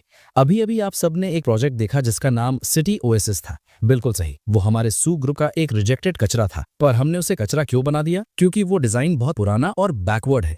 पूरे हॉल में एकदम हल्ला मच गया। बैकवर्ड? भले ही वो प्रोजेक्ट कॉपी किया गया था, पर इंडस्ट्री के हिसाब से वो अभी भी टॉप लेवल का मास्टरपीस था। आप सबका ज्यादा टाइम वेस्ट ना करते हुए सू वैंकिंग ने स्टेज के नीचे खड़े लिंचन को देखा। असिस्टेंट लिन, शुरू कीजिए। लिंचन ने हाँ में सर हिलाया। उसने वो सिल्वर मेटल का ब्रीफकेस खोला, पर उसने अंदर से कोई पेपर नहीं निकाला। उसने एक मुक्के के साइज का काले रंग का क्रिस्टल बाहर निकाला। ये सिस्टम की दुकान से खरीदा गया पोर्टेबल होलोग्राफिक प्रोजेक्टर था, जिसका रेट $5 मिलियन था। लिंचन ने उस क्रिस्टल को स्टेज के ठीक बीच में रख दिया। वो क्या चीज है? जजेस ने अपनी गर्दन लंबी करके देखने की कोशिश की। अगले ही सेकंड एक गहरे नीले रंग की लेजर लाइट आसमान की तरफ शूट हुई और एक सेकंड में वो पूरे हॉल में फैलकर उस पूरे एग्जीबिशन सेंटर को कवर कर गई। वो पूरा हॉल जो रोशनी से भरा था वो अचानक अंधेरा हो गया और उसकी जगह हवा में झूलता हुआ एक बहुत बड़ा और एकदम असली जैसा दिखने वाला वर्चुअल शहर खड़ा हो गया। अब वहां कोई पीपीटी नहीं चल रही थी, ना ही कोई नॉर्मल फोटो थी। वहां बैठा हर इंसान जैसे टाइम ट्रैवल करके एक साइबर पंक स्टाइल वाले फ्यूचर शहर के ठीक बीच में खड़ा था। बड़े बड़े नियॉन साइन बोर्ड्स उनके सर के ऊपर चमक रहे थे। हवा में बिना किसी सपोर्ट के फ्लाइंग ट्रैक्स बनी हुई थी जो आसमान छूती बिल्डिंग के बीच से गुजर रही थी। एक एक ईंट और एक एक शीशा एकदम क्लियर दिख रहा था, यहाँ तक कि उन वर्चुअल सड़क पर चलने वाले नकली लोग के चेहरे के एक्सप्रेशंस तक साफ दिख रहे थे। और इस पूरे शहर के ठीक सेंटर में एक ऐसी बिल्डिंग थी जो खिलते हुए मशीन वाले कमल के फूल जैसी लग रही थी। वो बिल्डिंग धीरे धीरे घूम रही थी। ये था सू ग्रुप का नया प्रोजेक्ट, पुनर्जन्म लोटस। बाप रे, ये कौन सी टेक्नोलॉजी है? बिना चश्मे वाला 3D? नहीं, ये होलोग्राफिक प्रोजेक्शन है। मैं सपना तो नहीं देख रहा, ये क्या हॉलीवुड की मूवी चल रही है? ये डिजाइन तो दिमाग फाड़ने वाला है। इसके आगे वो इनका सिटी ओएसिस तो किसी गांव के टॉयलेट जैसा लग रहा है। पूरे हॉल में पागल जैसा हल्ला मच गया। मीडिया वालों ने पागल की तरह कैमरा के बटन दबाने शुरू कर दिए। फ्लैशेस की रोशनी ने उस पूरे हॉल को दिन की तरह चमका दिया। सू वैंकिंग उस बड़े से वर्चुअल कमल के फूल के बीच में खड़ी थी। वो किसी परी जैसी लग रही थी। उसने अपना हाथ आगे बढ़ाया और उस हवा में लटकती स्क्रीन को हल्के से छुआ। पूरी की पूरी बिल्डिंग अचानक खुलकर अलग अलग हिस्सों में बंट गई। वो दिखा रही थी कि बिल्डिंग के अंदर का बिजनेस और नेचर का इकोसिस्टम कितना जबरदस्त था। हम फ्यूचर के रूल्स नहीं बनाते। सू वैंकिंग की आवाज पूरे हॉल में 3D साउंड की तरह गूंज रही थी। हम फ्यूचर को क्रिएट करते हैं। इसमें अब कोई सवाल बचा ही नहीं था। ये एक तरफा कत्लेआम था। ये एक ऐसी मार थी जिसका सामने वाले के पास कोई जवाब ही नहीं था। वो प्रोफेसर जैंग जो थोड़ी देर पहले कमियां निकालने वाला था, उसकी आंख और मुंह इतना खुला था कि लग रहा था उसके नकली दांत अभी जमीन पर गिर जाएंगे। इस जादू के सामने अगर उसने एक लफ्ज भी गलत निकालने की हिम्मत की तो वहां की भीड़ ही उसे नोच कर खा जाएगी। मैं पूरे मार्क्स देता हूँ। ये कोई डिजाइन नहीं, ये एक मास्टरपीस है। ये हिस्ट्री बदलने वाला काम है। एक और जज खुशी के मारे अपनी कुर्सी से उछल पड़ा और जोर जोर से तालियां बजाने लगा। पूरे हॉल में गरजने जैसी तालियां बजी और वो रुकने का नाम ही नहीं ले रही थी। नीचे ऑडियंस में बैठा जाओ यूतियान का चेहरा पीला पड़ चुका था। उसकी बॉडी में कोई जान नहीं बची थी और वो कुर्सी पर ढेर हो गया था। उसे समझ आ गया था कि उसके पास चाहे अरब रुपए हैं, चाहे मिनिस्टर्स से कनेक्शन है, इस असली ताकत के सामने उसकी हर चीज कचरा बन चुकी थी। हम जीत गए। सू वॉन्किंग नीचे चिल्लाती भीड़ को देख रही थी। उसकी आंखें हल्की लाल हो गई थी। उसने लिन चैन की तरफ देखा। वो आदमी स्टेज के कोने में अंधेरे में आराम से टेक लगाकर खड़ा था। उसके हाथ में वही 5 मिलियन वाला क्रिस्टल था जिससे वो खेल रहा था। उसने सू वॉन्किंग को देखकर आंख मारी और हटी हट में बोला, मालकिन, कमाल कर दिया। बिडिंग पूरी हुई। सू ग्रुप ने 100% मेजॉरिटी के साथ उस फ्यूचर सिटी प्रोजेक्ट को अपने नाम कर लिया। जैसे ही ये खबर मार्केट में पहुंची, सू ग्रुप की वो शेयर मार्केट वैल्यू जो पूरी तरह डूब चुकी थी, उसने एक सीधी लकीर मारी और सीधा अपर सर्किट हिट कर दिया। एग्जीबिशन सेंटर के बाहर सू वॉन्किंग को सैकड़ों मीडिया वाले और रिपोर्टर्स ने घेर रखा था। सू मैडम, बोलिए ना, क्या वो होलोग्राफिक टेक्नोलॉजी आपकी कंपनी ने खुद बनाई है? उस डिजाइन प्रोजेक्ट का मेन डिजाइनर कौन है? क्या आप उनसे मिलवा सकती हैं? सू वॉन्किंग भीड़ को चीरते हुए आगे आई और इधर उधर नजर दौड़ाने लगी। वो लिन जेन को ढूंढ रही थी, पर वो सबसे बड़ा हीरो इस वक्त वहां से गायब था। एग्जीबिशन सेंटर के पीछे वाली एक पतली गली में मैं दीवार से टेक लगाकर आराम से सिगरेट पी रहा था। मेरे ठीक सामने 2 लोग जमीन पर घुटने के बल बैठे थे। एक तो वो जिसका चेहरा सूजकर बंदर जैसा हो गया था, ली हाओ, और दूसरा जो डर के मारे थर थर कांप रहा था, जाओ यूतियान। और उनके चारों तरफ काले सूट और डार्क ग्लासेस पहने 10-12 भयंकर तगड़े बाउंसर्स खड़े थे। उनका लीडर वही लोन शार्क ब्रदर हु था जो कल ही मेरी शरण में आया था। अब वो मेरी सिक्योरिटी टीम का कैप्टन बन चुका था। लिन, यंग मास्टर, लिन दादाजी, मुझसे गलती हो गई। मेरी आंख फूट गई थी जो मैंने आपको नहीं पहचाना। जाओ यूटियान का सारा घमंड और चौड़ अब हवा हो चुका था। ब्रदर हु के हाथ में पकड़ी हुई कलाई जितनी मोटी स्टील के पाइप को देखकर वो डर के मारे पैंट में पेशाब कर चुका था। आप मुझे माफ कर दीजिए, मैं जाओ फैमिली का अकेला वारिस हूँ। आपको कितना पैसा चाहिए मैं दूंगा। मैंने सिगरेट का धुआं हवा में छोड़ा। नीचे बैठकर अपने करोड़ के लेदर शूज से मैंने जाओ यूटियान के चेहरे को हल्के से थपथपाया। पैसा? तुझे लगता है मेरे पास पैसे की कमी है? मुस्कुराते हुए जेब से एक चेक बाहर आया, उस पर कुछ नंबर्स भरे और सीधा उसके मुंह पर फेंक कर मारा। ये ले 10 मिलियन। ये तेरे उस डायलॉग का कंपनसेशन है जो तूने मुझे डिलीवरी बॉय बोलकर मेरी बेइज्जती की थी। पर हाँ, ये मैं तुझे दे नहीं रहा। जाओ यूटियान ब्लैंक हो गया। मैं कंपनसेशन दूंगा। बिल्कुल, मुझे पैसे की कमी नहीं है, पर मुझे बिल्कुल पसंद नहीं जब कोई मेरा उधार रखता है। मेरी आंख में मौत जैसी ठंडक छा गई। ब्रदर हु, जरा जाओ बॉस को सिखाओ कि उधार की रसीद कैसे लिखते हैं, और हाँ, इंटरेस्ट रेट वही लगाना जो ये मकाओ के कसीनों में हारने पर देता है। जी बॉस, आप बेफिक्र रहिए, ये बिजनेस मेरा बहुत पुराना है। ब्रदर हु किसी शैतान की तरह हंसते हुए उसके पास गया। वहां से उठकर पीछे से आती उनकी चीख और रोने की आवाज को इग्नोर करके मैं गली से बाहर निकल आया। बाहर आते ही फोन पर सू वैंकिंग का कॉल चमका। लिंचन, तुम कहाँ हो? सक्सेस पार्टी शुरू होने वाली है। तुम मेन हीरो हो, तुम नहीं आओगे तो मैं पार्टी शुरू नहीं करूंगी। औरत की आवाज में एक ऐसी नम और नखरा था जो पहले कभी उसमें नहीं दिखा था। पार्टी वाटी छोड़, मुझे इन सब भारी भीड़ वाली जगह का शौक नहीं है। दूर एक बड़ी सीबीडी बिल्डिंग पर चल रहे सू ग्रुप के बड़े से ऐड पर मेरी नजर टिक गई। सू मैडम, अपना प्रॉमिस याद रखना, को पायलट की जगह मेरे लिए बचा कर रखना। फोन के दूसरी तरफ 2 सेकंड का सन्नाटा रहा, फिर वो अचानक बोली, लिंचन, मुझे अब कोई आगे वाली सीट नहीं चाहिए। मैं चाहती हूँ कि तुम इस गाड़ी के ड्राइवर बनो, पूरी जिंदगी के लिए ये गाड़ी चलाओ। क्या तुम तैयार हो? ये तो एक सीधा सीधा प्रपोज करना था। 1 सेकंड रुकने के बाद मेरी हंसी छूट गई। ये बर्फ जैसी ठंडी और कड़क सीईओ तो बहुत जल्द पिघल गई। पर इससे पहले कि मैं उसके मजे लेता, मेरे दिमाग में सिस्टम का भयंकर खतरनाक लाल सायरन बजने लगा। वार्निंग, डिटेक्ट किया गया है कि होस्ट ने फ्यूचर टेक्नोलॉजी का ज्यादा यूज किया है, जिसकी वजह से डार्क वर्ल्ड की ऑर्गेनाइजेशंस की नजर आप पर पड़ गई है। S class crisis alert. दुनिया के सबसे top assassin organisation Black Mamba ने ऑर्डर एक्सेप्ट कर लिया है। टारगेट लिंचन, बाउंटी $100 मिलियन, करीब 800 करोड़। क्लाइंट जाओ फैमिली, जाओ यूतियान का बाप। काउंटडाउन 30 मिनट के अंदर पहली अटैक वेव आप तक पहुंच जाएगी। मेरे होठ पर जो स्माइल थी वो अचानक बर्फ की तरह जम गई। आंख की वो नम पूरी तरह खत्म हो गई और उसकी जगह एक भयंकर और फाड़ देने वाली कातलाना आग ने ले ली। जाओ फैमिली के बूढ़े कुत्ते, बेटे को मारा तो बाप फील्ड में उतर आया। सू वैंकिंग, पार्टी कैंसिल करो, अभी के अभी घर जाओ और दरवाजे खिड़कियां कस के लॉक कर लो। ब्रदरहुड के सारे बाउंसर्स को अपने विला के 4 तरफ खड़ा कर लो। बाहर चाहे कुछ भी आवाज आए, गलती से भी बाहर मत निकलना। क्या हुआ लिंचन? तुम मुझे डराओ मत। सू वैंकिंग की आवाज एकदम डर से घबरा गई। कुछ नहीं। सर उठाकर मैंने दूर आसमान में घूमते हुए काले रंग के हेलीकॉप्टर को देखा। बस थोड़ा सा कचरा आ गया है, उसे झाड़ू लगाकर साफ करना पड़ेगा। इस बार मैं इस पूरे जियांगचेंग शहर के अंडरग्राउंड माफिया और किलर्स को बताऊंगा कि उनका असली बाप कौन है। जियांगचेंग का सीबीडी एरिया अभी भी नियॉन लाइट्स और शोर से भरा था, पर एग्जीबिशन सेंटर के ठीक पीछे वाले उस पुराने खाली पड़े फैक्ट्री एरिया में हवा जैसे शीशे की तरह जम चुकी थी। वो काला हेलीकॉप्टर सीधा फायरिंग नहीं कर रहा था, वो किसी भूखे गिद्ध की तरह 2 चक्कर काटकर 1000 मीटर दूर एक आधी बनी हुई खाली बिल्डिंग की छत पर हवा में ठहर गया। मैं उस खाली चौराहे पर ठीक बीच में खड़ा था।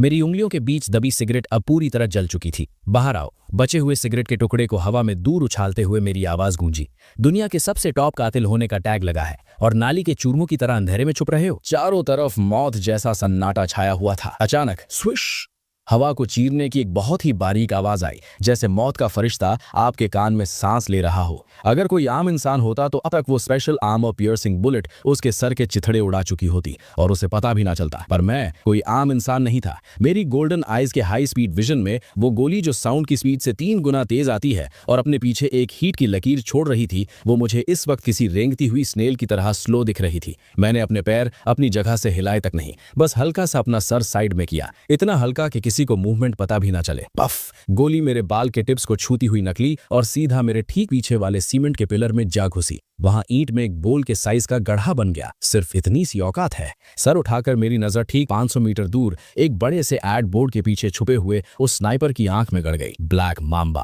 कचरा है पूरा। 500 मीटर दूर उस आधी बनी हुई बिल्डिंग की छत पर पॉइजन फैंग नाम का स्नाइपर अपने नाइट विजन स्कोप से ये सब देख रहा था। उस आदमी ने अपनी जगह से हिले बिना मेरी गोली डॉज कर ली और अब मेरी तरफ अपनी मिडिल फिंगर दिखा रहा है। उस स्नाइपर की बॉडी का पूरा सूट ठंडे पसीने से भीग गया। कैप्टन, टारगेट नंबर 1 ने गोली डॉज कर ली है। रिपीट, उसने डॉज कर ली है। ये एक M200 स्नाइपर राइफल है। 500 मीटर की दूरी से ये कैसे हो सकता है? उसके एयरपीस में उनके लीडर वाइपर की एकदम बर्फ जैसी ठंडी और हैरान आवाज आई। बकवास बंद कर। टीम बी और टीम सी अटैक करो। Close combat. उसे सांस लेने का 1 सेकंड भी मौका मत दो। Copy that. ऑर्डर मिलते ही उस पुरानी फैक्ट्री के चारों तरफ के अंधेरे से अचानक 12 काले रंग के भूत जैसे साए निकल कर आए। उन्होंने पूरी बॉडी पर एक्सोस्केलेटन टैक्टिकल आर्मर पहनी हुई थी। उनके हाथ में साइलेंसर लगी हुई सब मशीन गन्स और हाई फ्रीक्वेंसी वाइब्रेशन वाले खतरनाक चाकू थे। उनकी मूवमेंट्स एकदम किसी रोबोट की तरह परफेक्ट थीं। एक शांत भेड़िए के झुंड की तरह वो चारों तरफ से मुझे घेरने लगे। मैं उस चक्रव्यूह के ठीक बीच में खड़ा था। मेरे चेहरे पर डर की एक बूंद तक नहीं थी, बल्कि खून की प्यास वाली एक मस्त शैतानी स्माइल थी। सिस्टम, मुझे अपनी दुकान से कुछ खरीदना है। डिंग, डिटेक्ट किया गया है कि host S class battle environment में है। सिस्टम का स्मार्ट रिकमेंडेशन ओपन कर दिया गया है। 1 absolute defence shield, 1 time use, price 50 million, nuclear bomb छोड़कर सब कुछ रोक लेगा, duration 10 minutes. 2 Terminator T800 experience card, 1 hour, price 100 million. 3 Ancient martial arts, Bajikwan Grandmaster, permanent, price 200 million. 4. Telekinesis/Mind Control Beginner Price 500 million. उन rates को देखते ही मेरे होठों पर एक भयंकर और खतरनाक मुस्कान आ गई। मैं ऑप्शन 3 चूज करता हूं। बाजिकवान 200 मिलियन फंड्स डिडक्ट हो गए हैं। बाजिकवान ग्रैंड मास्टर की पूरी मसल मेमोरी बॉडी में डाली जा रही है। डन। बूम। एक ऐसी भयंकर और खतरनाक एनर्जी मेरे पूरे जिस्म में दौड़ गई। मेरी हड्डियां किसी पटाखे की तरह चट चट बोलने लगी। मेरी पहले से नॉर्मल दिखने वाली मसल्स अचानक एकदम टाइट हो गई। एक एक मसल फाइबर में ऐसा लग रहा था जैसे पहाड़ तोड़ने वाली ताकत भर दी गई हो। उसी वक्त सबसे आगे वाले 2 कातिल मेरे ठीक सामने पहुंच चुके थे। उनके चमकते हुए वाइब्रेशन चाकू एक लेफ्ट से और एक राइट से ठीक मेरे गले और दिल की तरफ आ रहे थे। बहुत ज्यादा स्लो हो तुम। उनके कान के बिल्कुल पास मेरी ठंडी आवाज गूंजी। उन्होंने देखा ही नहीं कि मैं कब उनके गार्ड्स के ठीक अंदर घुस गया था। बाजिकवान आयरन माउंटेन लीन। मैंने मुक्का तक नहीं मारा, बस अपने कंधे को हल्का सा नीचे किया और लेफ्ट साइड वाले उस कातिल की छाती पर जोर से मार दिया। बैम। कचैक। एक ऐसी आवाज आई जिसे सुनकर दांत खट्टे हो जाए। वो कातिल जिसने केवलार की बुलेट प्रूफ वेस्ट और मेटल का आर्मर पहना था, उसे ऐसा लगा जैसे उसके मुंह पर सीधा 300 की स्पीड में आती हुई बुलेट ट्रेन टकरा गई हो। उसकी पूरी बॉडी किसी तोप के गोले की तरह हवा में उड़ती हुई पीछे गई और सड़क किनारे बनी लाल ईंटों की दीवार को तोड़ती हुई आर पार निकल गई। बचे हुए 10 कातिलों ने जमीन पर घिसटते हुए ब्रेक मारी। उनकी आंखों में अब भयंकर डर और सदमा था।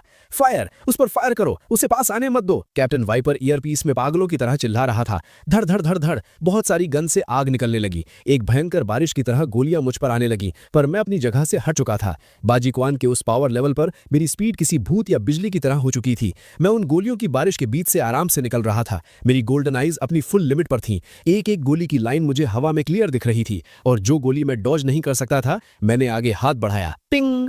मेरा हाथ किसी बिजली की तरह आगे गया और मैंने हवा में ही उस मौत की गोली को अपनी 2 उंगलियों के बीच दबा लिया। मॉन्स्टर। ये कोई इंसान नहीं, मॉन्स्टर है। उस गोली को नीचे फेंकते हुए मैंने एकदम से हवा में छलांग लगाई। अब मेरी बारी है। अगले 3 मिनट तक वहां सिर्फ एक तरफा कत्लेआम चला। मैं किसी मौत के फरिश्ते की तरह था। मैं जहां से गुजरता वहां मौत होती। बाजिकवान की सबसे खतरनाक और फाड़ देने वाली पावर को मैं यूज कर रहा था। थ्रोट पंच, एल्बो स्ट्राइक, अपरकट। एक एक मूव बहुत सिंपल और डायरेक्ट था, पर उसमें किसी बॉम्ब के फटने जितनी ताकत थी। उनके महंगे एक्सोस्केलेटन आर्मर मेरे आगे पेपर की तरह फट रहे थे। एक कातिल ने मुझे बजूका से उड़ाने की कोशिश की, पर उससे पहले कि वो ट्रिगर दबाता, मैंने एक लात से उसका पूरा हाथ तोड़ दिया। वो रॉकेट लॉन्चर जमीन पर गिरा और फट गया, जिससे वो कातिल खुद ही अपने हथियार से हवा में उड़ गया। जब सबसे आखिरी कातिल को मैंने लात मारकर दूर फेंका, तब वो पूरा इंडस्ट्रियल एरिया वापस एकदम शांत हो गया। मैं उस मौत के मैदान के ठीक बीच में खड़ा था। मेरे अरमानी के सूट पर खून की एक बूंद तक नहीं थी। सिर्फ मेरी उन गहरी आंखों में वो जलने वाली गोल्डन चमक थी जो अभी तक शांत नहीं हुई थी। सिर उठाकर मेरी नजरें दूर आधी बनी हुई उस बिल्डिंग की छत की तरफ गईं। वहां अभी भी एक आखिरी बड़ी मछली बाकी थी। बिल्डिंग की छत पर वाइपर के हाथ बुरी तरह कांप रहे थे। उसने 20 साल तक मर्सनरी का काम किया था।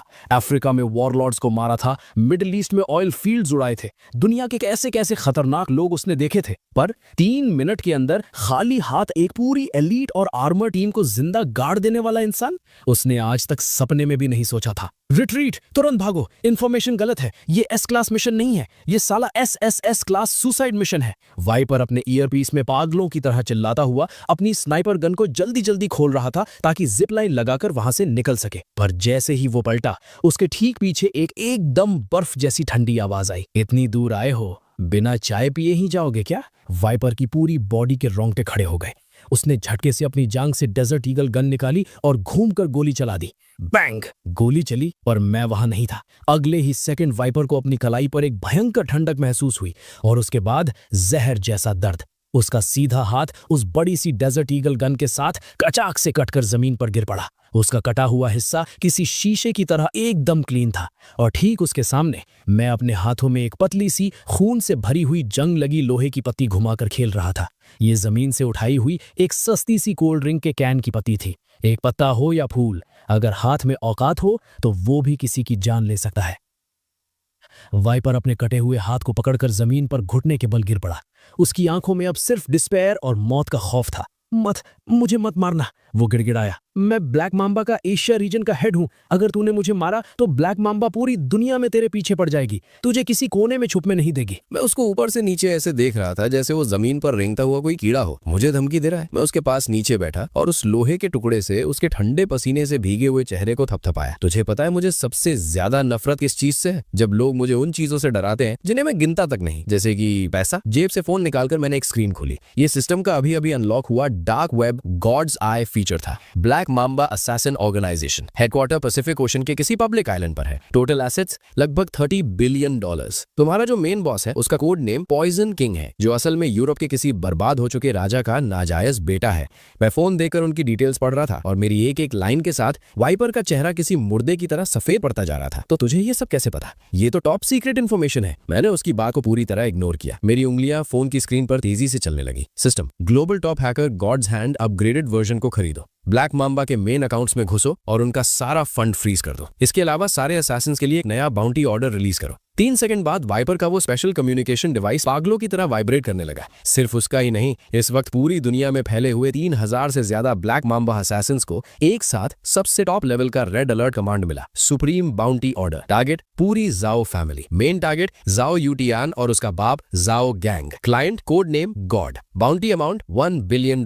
स्पेशल कंडीशन, जो भी जाओ गैंग का सिर काट कर लाएगा वो ब्लैक मांबा का नया बॉस बनेगा। प्रेजेंट बॉस पॉइजन किंग को गॉड द्वारा $50 बिलियन में खरीद लिया गया है। ऑर्गेनाइजेशन का नया नाम अब डिवाइन पनिशमेंट होगा। खरीद लिया गया? बड़बड़ाते हुए वाइपर को लगा जैसे उसकी पूरी दुनिया ही पलट गई हो। उसने सपने में भी नहीं सोचा था कि कोई इंसान चलते फिरते पूरे के पूरे किलर ऑर्गेनाइजेशन को ही खरीद लेगा। क्यों, यकीन नहीं हो रहा है? अपनी जगह से उठते हुए मैंने अपने हाथ झाड़े। अगर यकीन नहीं है तो अपना बैंक अकाउंट चेक कर ले। एक छोटा सा मिलने का तोहफा समझो। मैंने अभी ऑर्गेनाइजेशन के हर जिंदा कातिल के अकाउंट में $1 मिलियन ट्रांसफर किए हैं। वाइपर के फोन पर अलर्ट चमका। जीरो बैलेंस वाले अकाउंट में अचानक $1 मिलियन आने का मैसेज था। इस एक सेकंड में मुझे देखते हुए वाइपर की आंखें पूरी तरह बदल चुकी थीं। अब उसकी आंखों में डर नहीं बल्कि किसी भगवान को देखने वाली पागलपन और पूजा करने वाली चमक थी। बॉस! अपने कटे हुए हाथ के भयंकर दर्द की परवाह किए बिना वाइपर मिट्टी में घुटनों के बल गिरा और अपना सिर जोर जोर से जमीन पर पटकने लगा।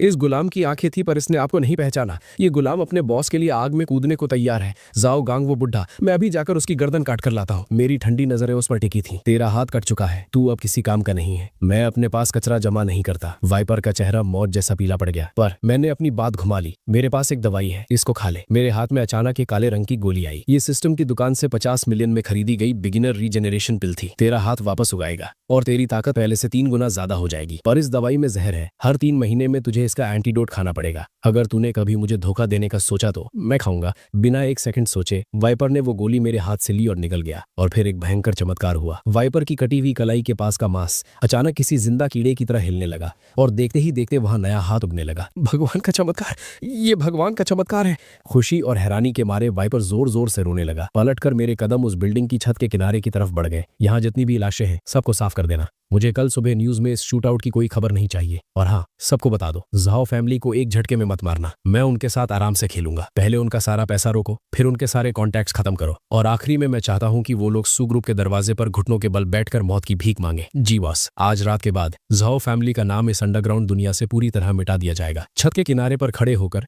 मैंने ठीक उस 30 मंजिल ऊंची बिल्डिंग से छलांग लगा दी। हवा में गिरते वक्त मैंने सिस्टम से खरीदा हुआ एंटी ग्रेविटी ग्लाइडर ऑन कर दिया। किसी बड़े से काले चमगादड़ की तरह हवा में तैरते हुए मैं उस अंधेरी रात में गायब हो गया। आधे घंटे बाद सू वॉन्किंग का पर्सनल विला अभी भी पूरी रोशनी से जगमगा रहा था। हॉल में एक तकिए को कस के गले लगाए सू वॉन्किंग सोफे पर सिकुड़ी हुई बैठी थी। टीवी चल रहा था पर उसका ध्यान वहां बिल्कुल नहीं था। बगल में छोटी डुओ सो चुकी थी और उसकी आंखों के किनारे अभी भी आंसू लगे थे। लिंचन, तुम प्लीज ठीक रहना। अपने दोनों हाथ जोड़े सू वॉन्किंग चुपचाप दुआ कर रही थी। ठीक उसी वक्त दरवाजे के फिंगरप्रिंट लॉक से आवाज आई और मशीन ने बोला, वेलकम होम। किसी स्प्रिंग की तरह सू वॉन्किंग सोफे से उछल पड़ी। जूते पहने बिना ही नंगे पैर भागती हुई वो दरवाजे की तरफ गई। दरवाजा खुला, मैं वहां खड़ा था। मेरे हाथ में एक डब्बा था जिसमें से गरम गरम भाप निकल रही थी। सॉरी, थोड़ा लेट हो गया। रास्ते में नाइट मार्केट से गुजर रहा था, देखा कि इनके क्रॉफिश मस्त लग रहे थे तो सोचा थोड़ा लेता चलूं। उस प्लास्टिक बैग को हिलाकर दिखाते हुए मैंने कहा, 13 स्पाइसेस वाले हैं। लिंचन, सू वैंकिंग के अंदर का सारा इमोशन अचानक बाहर आ गया। भागकर आते ही वो सीधा मेरे गले लग गई। उसने मेरी कमर को इतनी जोर से पकड़ा और उसके आंसुओं से मेरी शर्ट पूरी तरह भीग गई। तुम कहाँ चले गए थे? तुम्हें पता है मैं कितना डर गई थी? मैंने उस हेलीकॉप्टर की आवाज सुनी थी। मुझे लगा कि 1 सेकंड की हैरानी के बाद मैंने प्यार से उसके लंबे बालों पर हाथ फेरा। पागल, मैंने कहा था ना, बस थोड़ा सा कचरा जमा हो गया था जिसे साफ करना था। सिर उठाकर मेरी नजरें खिड़की के बाहर आसमान पर गईं। वहां से काले बादल हट चुके थे और एक मस्त सफेद चांद चमक रहा था। आज के बाद इस जियांगछेंग शहर की रात वैसी ही चलेगी जैसा मैं चाहूंगा। अब इस दुनिया में कोई तुम्हें नुकसान नहीं पहुंचा सकता। अपना आंसुओं से भरा चेहरा ऊपर उठाते हुए सू वैंकिंग ने मुझे देखा। लिनचिन, आखिर तुम हो कौन? अपना सिर नीचे करके उसकी आंखों के किनारे लगे आंसू को चूमकर मैंने साफ कर दिया। मैं तुम्हारा गॉड लेवल बिलियनर हूं और तुम्हारा नाइट भी। ठीक उसी वक्त जियांगचेंग शहर के दूसरे कोने पर जाओ फैमिली का बड़ा सा मैंशन खड़ा था। जाओ यूटियान का बाप और जाओ ग्रुप का चेयरमैन जाओ गैंग अपने स्टडी रूम में बैठा उस अच्छी खबर का इंतजार कर रहा था। अभी तक कोई खबर क्यों नहीं आई? ये वाइपर जैसा नल्ला आखिर कर क्या रहा है? गुस्से में जाओ गैंग ने अपनी सिगार को एस्ट्रे में मसल दिया।